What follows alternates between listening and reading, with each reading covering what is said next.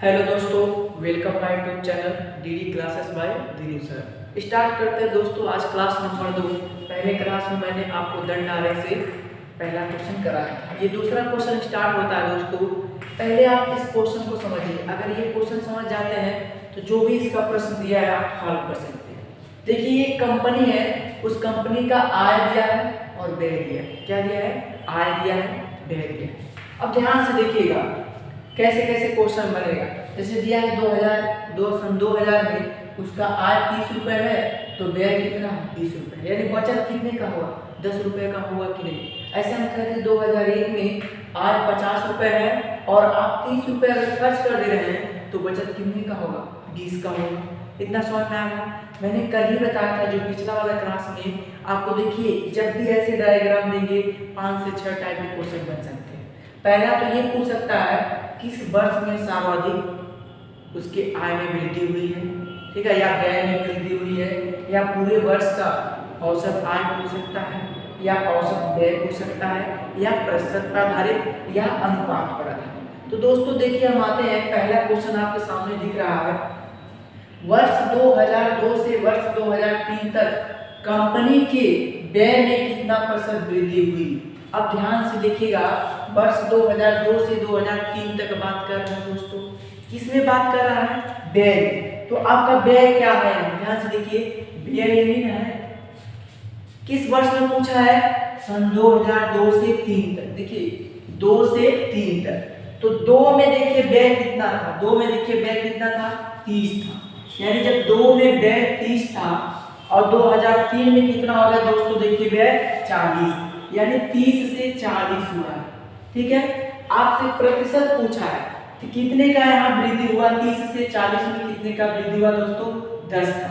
यानी हम कह सकते हैं 10 बटे, अब नीचे किसको लिखते हैं दोस्तों? जिस पर कमी हो या वृद्धि हो। देखिए 30 पर ही कमी वृद्धि हुआ बटे 30 गुणे 100। एक जीरो से एक जीरो कैंसिल, 100 बटा 3। 100 बटा 3 का मतलब होता है दोस्तों 35 सही 1/3% का क्या हो? वृद्धि हुआ। अगर जिनको भी नहीं समझ में आया हो, ठीक है दोस्तों, एक बार और देख लीजिए। कुछ क्वेश्चन है, ये कहा है 2002 से 2003 तक कंपनी के व्यय में कितनी प्रतिशत वृद्धि हुई। यानी व्यय देखिए डेटा दिया ये वाला, 2002 में कंपनी का व्यय 30 रुपए है और 2003 में कितना है? 40। यानी पहले 30 था, 40 हो गया, 10 का वृद्धि, 10 बटे 30 गुणे 100 कर दिए। यहाँ से 35 सही 1/3% आ गया। नेक्स्ट क्वेश्चन पर आते हैं। देखिए दिया है वर्ष 2002 में कंपनी की आय उसके किस वर्ष के व्यय के बराबर थी? अच्छा ध्यान से देखिए, 2002 है ना, आय क्या है आपका? ये खाली वाला डिब्बा जो है 2002 में इसका आय कितना? 40 है। अब कह रहा है ये जो मान 40 आपका दिया है, इस व्यय में किस वर्ष व्यय का मान जो है 40 है। तो व्यय वाले में देखिए, यहाँ देखिए व्यय में 20 है, यहाँ 30 है, यहाँ 30 है, देखिए यहाँ क्या है? 40 है। यानी ये दोनों बराबर है कि नहीं? क्वेश्चन आपसे यही पूछ रहा है। देखिए वर्ष 2002 में कंपनी की आय, तो मैंने 2002 में क्या माना? 40। फिर उसके बाद क्या है? उसके किस वर्ष के व्यय के बराबर थी? तो व्यय क्या है? 40 किसमें है? 2003। यानी आंसर क्या हो जाएगा दोस्तों इसका? सन 2003। कोई किसी को समस्या? नेक्स्ट क्वेश्चन आते हैं दोस्तों। देखिए क्या रहा है, कंपनी का लाभ सर्वाधिक किस वर्ष रहा? अच्छा देखिए लाभ कैसे इसमें निकालेंगे, ध्यान से देखिएगा। यहाँ से आपको लाभ कितना मिल रहा है? देखिए अगर 30 रुपए आय है, 20 रुपए खर्च कर दे रहे हैं, यहाँ 10 रुपए का बचत हो रहा है ना, यही 10 आपका क्या हो गया? लाभ हो गया। और इस वर्ष में देखिए 50 से 30 कितने का? 20 का। इस वर्ष में देखिए 40 से 30 10 का। इसमें देखिएगा 60 से 40 20 का। अभी तक तो 2 वर्ष देखिए 20 20 दोनों सेम आए हैं। अब लास्ट देखते हैं 60 से 35 यानी 25। यानी सर्वाधिक लाभ आपको देखिए ये 25 वाला मिल रहा है कि नहीं? तो क्या हो जाएगा? वर्ष 2004। यानी इसका आंसर क्या हो जाएगा दोस्तों? सर्वाधिक जो लाभ होगा वर्ष 2004 में। अब नेक्स्ट क्वेश्चन आता है, ध्यान से देखिए। कह रहा है वर्ष 2001 तथा 2002 के बीच लाभ का अंतर। अच्छा दोस्तों, एक देखिए 2001 और 2002 दिया है, 1 और 2 यही ना है, 1 और 2 इसके बीच लाभ का अंतर क्या है? देखिए यहाँ लाभ 20 रुपए का है, यहाँ लाभ कितने का 10 है, इन्हीं दोनों का अंतर पूछ रहा है, यानी क्या हम कर देंगे? देखिए आपसे पूछा है 20 और 10 का अंतर, इन दोनों का अंतर कितना है? 10। कोई किसी को समस्या? एक बार और देख लीजिए, वर्ष 2001 तथा 2002 के बीच लाभ का, तो एक में लाभ कितने का मैंने निकाला? 20, 2002 में कितना निकाला? 10। 20 और 10 का अंतर पूछा है दोस्तों, तो मैंने क्या किया? 20 में से 10 घटा दिए, क्या मिला? 10 मिला। नेक्स्ट आते हैं, आखिरी क्वेश्चन बहुत इंपॉर्टेंट है दोस्तों। देखिए कहा है, वे वर्ष संख्या में कितने जिनकी आय औसत आय से अधिक है? देखिए औसत आय कैसे निकालेंगे, ध्यान से देखिएगा, आय का बात कहा है ना कि व्यय का बात किया है। तो आय कौन कौन है? देखिए 30 है, 50 है, 40 है, 60 है, 60 है, यही ना आय है। तो हम क्या करेंगे, ध्यान से देखिएगा, आय वाले क्वेश्चन को, अब ध्यान से देखिए आय वाले क्वेश्चन को कैसे सॉल्व करेंगे। अब सबकी आय को जोड़ लीजिए। देखिए 2000 में आय क्या है? 30 रुपए है, प्लस 2001 में आय क्या है? 50 है, प्लस 2002 में आय क्या है? 40 है, प्लस 2003 में आय कितना है? 60 है, प्लस 2004 में आय कितना है? 60 है। अब आपने पढ़ा होगा औसत बराबर होता है पदों का योग बटे पदों की संख्या। तो देखिए कितनी संख्या है? 1 2 3 4 5, 5 से भाग लेंगे। अब जोड़ना देखिए तरीका होता है 0 0 0 0, सब जगह दिख रहा है 0 लिख लीजिए। 6 6 12 4 16, 5 21 3 24, 240 बटे 5, 5 चौक के 20, 4 5 40, यानी 48 आ गया। यानी टोटल जो आय है इसका औसत आ गया दोस्तों 48। अच्छा अब यहाँ से आप देख सकते हैं कौन सा वर्ष जो है इसकी औसत आय से अधिक है। देखिए 48 है ना, तो सन 2000 में आपका कितना है? 30 है। क्या 48 से 30 अधिक है? तो ये नहीं हो सकता है। अब देखिए 50 जो है 48 से अधिक है, यानी एक वर्ष मिला। फिर ध्यान से देखिए ये 40 48 से अधिक है, नहीं है। अब ध्यान से देखिए 60 जो है अधिक है, ये भी मिला। फिर ये 60, यानी टोटल कितने वर्ष हो गए दोस्तों? 1 2 3। समझ में आया?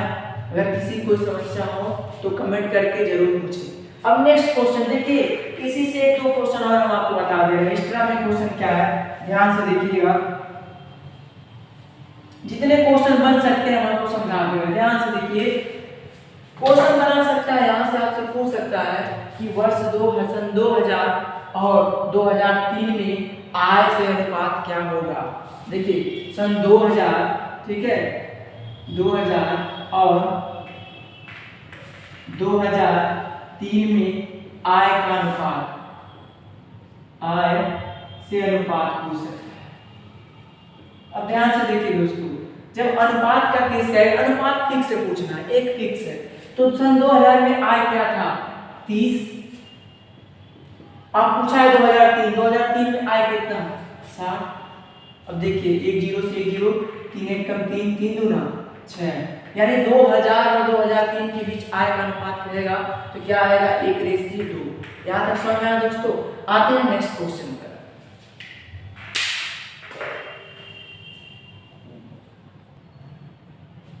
अब देखिए दोस्तों नेक्स्ट क्वेश्चन आते हैं, तीसरा क्वेश्चन, ये दंड आलेख का लास्ट क्वेश्चन है। अब देखिए इस टाइप का क्वेश्चन, अभी तक तो मैंने बहुत सिंपल बताया, अब देखिए थोड़ा सा घुमा करके। इस बार ये जो कंपनी का डेटा दे रखा है, बिक्री जो खाली वाला है और डाट जो व्यय है और इस टाइप का जो पूंजी है, ये किसी कंपनी का है। अब क्वेश्चन देखिए इसे कैसे कैसे बना सकता है। ठीक है दोस्तों, आते हैं। देखिए पहला क्वेश्चन दिया है, वर्ष 1994 और 98 के बीच व्यय की वार्षिक साधारण औसत वृद्धि दर क्या थी। यानी 1994 और 98 किसका पूछ रहा है दोस्तों? व्यय का। व्यय क्या है आपका? डाट। ठीक है दोस्तों, यानी इस देखिए पहले वर्ष से कहां तक पूछ रहा है? 98 तक औसत वृद्धि दर क्या होगा। अब देखिए ये क्वेश्चन थोड़ा घुमा करके कुछ है नहीं, आप इधर देखिएगा 1994 में ये जो डाट वाला कितना है? ये 3 के आगे है ना, यानी ये 300 है। कितना है दोस्तों? 300 है। और 98 में देखिए, 98 में इसका मान कितना है? ध्यान से देखिएगा, 98 में ये 700 है।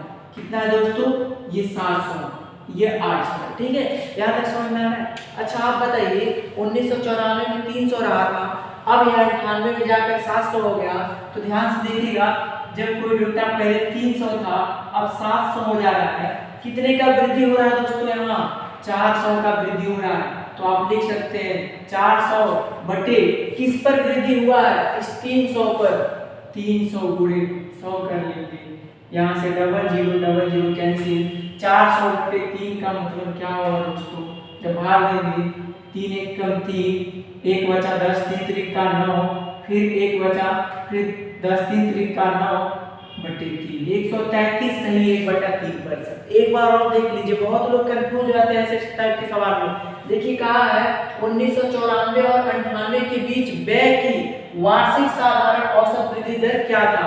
तो यानी 1994 पहले व्यय देखेंगे क्या है, डाट डाट वाला है, 1994 में व्यय 300 था, 98 में जाकर कितना हो गया है 700, यानी 300 से 700 हुआ है, 400 का वृद्धि किस पर हुआ है, 300 पर गुणे 100। नेक्स्ट क्वेश्चन आते हैं, बिक्री में सभी वर्षों की औसत आय क्या है। देखिए बिक्री में पूछ रहा है ना, बिक्री क्या है, यही है। अभी सभी वर्षों का आय, औसत आय पूछ दिया है, तो औसत आय कैसे निकलेगा दोस्तों, ध्यान से देखिए, ये खाली डिब्बे का बात कर रहा है, खाली डिब्बे का बात कर रहा है। तो देखिए पहले जो है 1994 में जो खाली डिब्बा कितना है 400 है, और 95 में कितना है 500 है, और यहाँ देखिए 96 में कितना है 300 है, ठीक है, और 97 में कितना है 500 है। ये कहाँ से हम लिख रहे हैं, देखिए ये जो डेटा है 500 के सामने है, ये जो डेटा है 400 है, और ये 300 के सामने ये। अच्छा इधर देखिए इसमें लास्ट में 800, ठीक। अब इन्हीं सबको जोड़कर आप पढ़े होंगे औसत बराबर क्या होता है, पदों का योग बटे पदों की संख्या। अब देखिए ध्यान से, अगर आप सबको जोड़ेंगे, ठीक है, तो इसको हम इरेज करते हैं, ध्यान से देखिएगा, कहा है बिक्री में सभी वर्षों की औसत आय।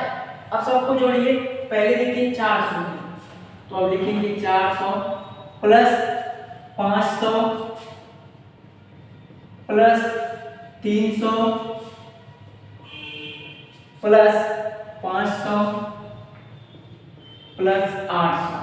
तो मैंने क्या सिखाया, औसत बराबर होता है पदों का योग बटे पदों की संख्या, बटे कितने पद, 1 2 3 4 5, सबको जोड़ लीजिए, लास्ट में लिखिए 2 2 0, सब में 2 0 लिख लीजिए, 8 5 13 3 16 5 21 4 25, 2500 बटे 5, 5 से काट दिए कितना 500, यानी टोटल वर्ष का मिलाकर औसत आय आ गया दोस्तों 500 आ गया। जब भी पूछे देखिए एक क्वेश्चन फिक्स है, कभी कभी यही क्वेश्चन कर देगा, ऐसे कितने व्यय में वर्ष हैं जो औसत आय से अधिक है, जो औसत आय से अधिक है, या पूछ दे बिक्री में, पूछ दे कि ऐसे कितने वर्ष हैं जो औसत बिक्री से अधिक है, या पूंजी में भी पूछ सकता है, कहीं भी पूछ सकता है दोस्तों। अब नेक्स्ट क्वेश्चन ध्यान से देखिएगा, अब आपके सामने है, कह रहा है वर्ष 1996 में व्यय से 1997 में वृद्धि पूछ रहा है, व्यय का ही बात पूछ रहा है, यानी 1996 में जो व्यय है और 1997 में व्यय कितना % वृद्धि हुआ है।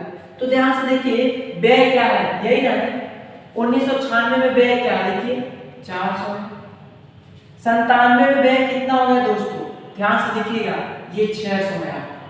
यानी आप बताइए जब पहले 400 था अब हो गया है 600, देखिए कहाँ से मिला है, 96 में 400 है, 97 में 600 है, कितने का वृद्धि हुआ है, 200 का वृद्धि हुआ है, किस पर हुआ है 400 पर, 400 लिखेंगे, गुणे क्या कर लेंगे 100 कर लेंगे।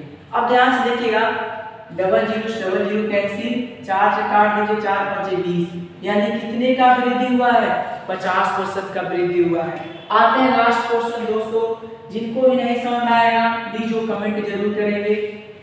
देखिए आपके सामने लास्ट क्वेश्चन दे रहा है, वर्ष 1994 में सभी निकायों से वर्ष 1998 के सभी निकायों से अनुपात क्या होगा, सभी निकायों से अनुपात क्या होगा। यानी ध्यान से देखिए ये जो 94 में जो निकाय है और आपसे कहा है 98, ये 98, यानी तीनों का बात कहा है, तो तीनों को जोड़ लेंगे। देखिए ये 400 है, ये 300 है, ये कितना हो जाएगा 150 हो जाएगा, 200 नहीं है दोस्तों। फिर इससे पूछा है कि ये भी कितना है 150 है, ये 700 है, यानी इनको जोड़िए। देखिए 400 300 क्या लिखेंगे 400 प्लस 300 प्लस 150। यहाँ तक समझ में आ रहा है 400 300 150। अब इस वर्ष के सभी निकायों से बात कर रहे हैं। Ratio 800 plus 700 plus 150। अब जोड़ेंगे 4 3 7 1 850, यहाँ 8 7 15 1 1650। एक जीरो से एक जीरो कैंसिल दोस्तों, 5 एकम 5 3 5 सत्ते 35 5 तिया 15 एक बचा 5 तिया 15। अब ये देखिए कटेगा नहीं, यानी यही आपसे रेशियो पूछा था दोस्तों। अगर ये वीडियो आपको अच्छा लगा हो तो प्लीज लाइक करना, सब्सक्राइब करना, बेल आइकन दबाना ना भूलिए। और दोस्तों खुशखबरी है, आज रात में 9 बजे लाइव क्लास चलेगा GS special UP triple SC paid का। डेली 9 बजे आपको देखिए, अगर जीनू सर से जुड़े हैं तो यूपी ट्रिपल एससी पेड में बहुत मदद मिलेगा। जीएस में पॉलिटी, हिस्ट्री, ज्योग्राफी, करंट सब मिक्स क्वेश्चन 9 से 10:30 1.5 घंटे की लाइव क्लास चलेगी। तो प्लीज आप इस क्लास को अटेंड कीजिए। थैंक यू क्लास, मिलते हैं नेक्स्ट क्लास में।